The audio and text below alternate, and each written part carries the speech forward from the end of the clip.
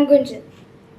And when I tell people that I want to be a writer, they smile in a polite way that says, "That's cute, but that's not possible."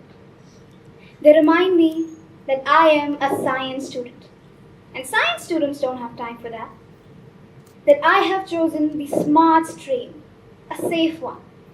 And at the end of the day, writing is just another hobby. It cannot build a future.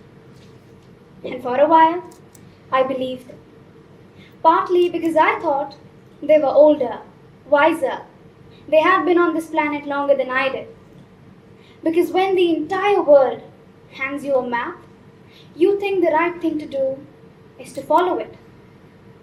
But mostly because science for me has never been a compromise.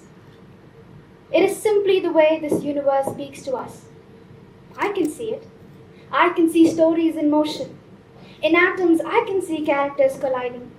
In every chemical equation, there are relationships. Equal, opposite, irreversible. Science helped me understand how this world works. But writing helped me understand why. But this happiness did not last long. There's this quote that says, "Life is what happens to you when you're busy making other plans." And that's exactly what happened to me. Life. Just like it did a few years ago, when I was just 11. My father, he lost his job during lockdown. And I still remember boxes lying outside our door. Boxes that did not just carry our belongings. It carried something deeper. Perhaps an illusion of our safety, our stability, leaving with it. And that's when I learned a harsh truth. That sometimes the safety and stability, it is not a promise. It's a privilege. Some people are born into it, but some have to recreate it every few years. So whenever someone told me that science led to stability, Gunjan, I wanted to believe them, because I did not want to be haunted by these boxes again. And maybe if I chose the safer option, the safer path, the safer road, my family, future, career, everything would be safe too. Right? Wrong. That same safe path, it felt like walking in circles. Like life had just handed me a map, where there was every road there could be, except for the one that led to me. And one night, I stopped trying to follow it. I refused. Instead, I rummaged through my stack of homework to find my scraps of papers, my pens, to write. And it was far from perfect, far from brave or planned. It was survival of a 16-year-old in a world that demanded her choose a path too early. In that moment, I realized that courage, it's not in knowing all the answers. It's in being willing to walk even without them. There's a piece I wrote at that time. It's called "If Rain Could Speak." Well, if rain could speak, it would tell you that it's tired of falling from the same sky, of being blamed for every flood, of carrying stories of clouds that would never stay. If rain could speak, it would tell you about the roofs that shut it out, about the streets that curse its name, and about the children who dance in it anyway. If rain could speak, it would tell you, even falling can sound like freedom when you know where to land. This poem was certainly not about the rain.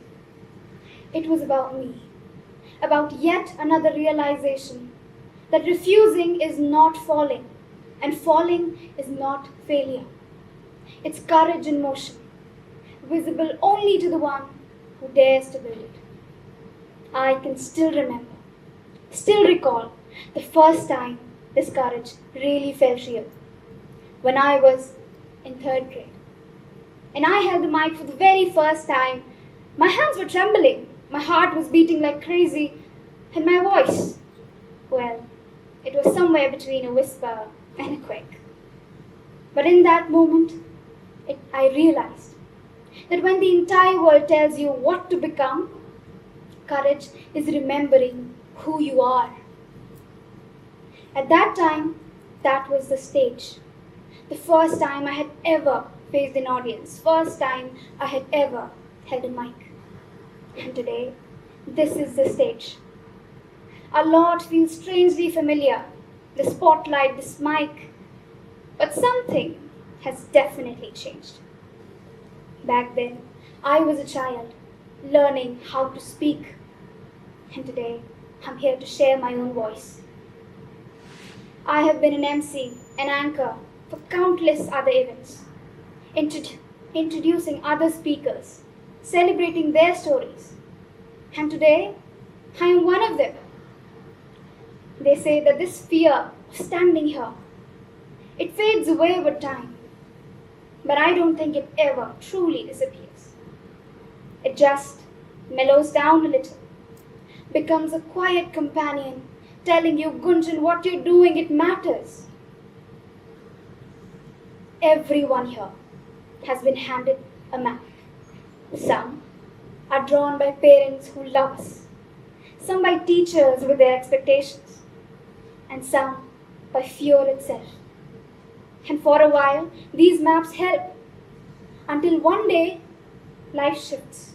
Someone leaves, something breaks, and you lose what you thought was certain.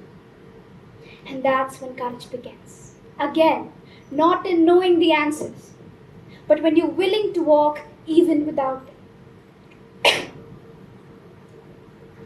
For me, writing became my way of rewriting my roads, turning pain into paragraph, courage, confusion into meaning. Maybe your roads are not written in words, like mine. Maybe your roads are not written in words like mine. Maybe it's painted on a canvas, or sung into a microphone, danced onto a floor. Whatever it is, it deserves to exist. Because here's the thing about these roads.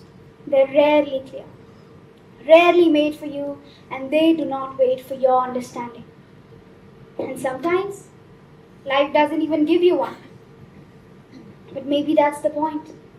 Life doesn't give you one because it wants you to create your own, with your set of colors, with your scraps of papers. For a decade and 6 years, I have spent on this planet. A lot of people have pointed at many roads, and I refused them all. And in doing so, I created a one that no one could ever offer me. A road I call mine. So the next time you find yourself in the middle of a crossroad, remember, you're not lost. You're becoming. Pick up what your heart desires and use it to write your own maps. Because sometimes that's the kindest thing you can do to yourself. Thank you.